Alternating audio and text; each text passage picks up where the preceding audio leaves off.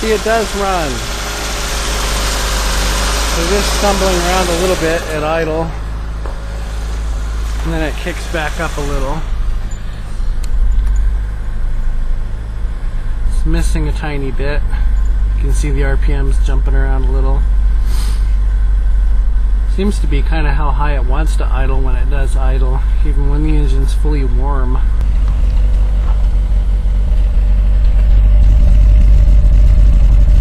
And here we go, do.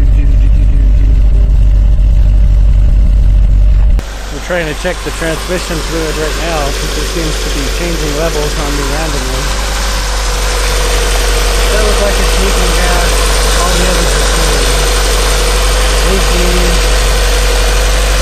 I think that one leads. Road work. Okay. See the crack in the window? Nice.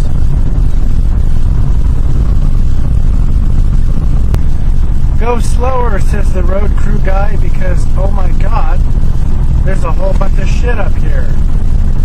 Look at this.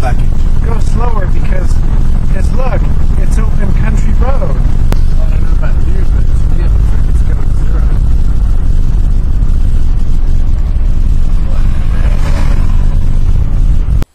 So as you saw, it was running great on the highway, as good as a 1986 can run.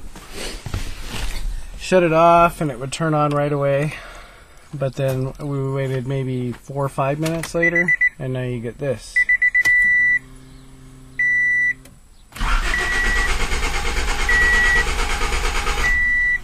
Won't start, it's dead again. What do y'all think's going on?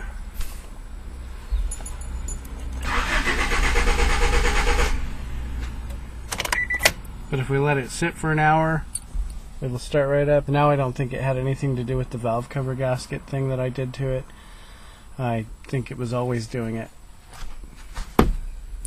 So what could that be now? Also, when it's idling kind of high. And it's kind of doing that typical Honda thing where it idles up and down kind of randomly. But it's not like up and down really quick. It's slower than that.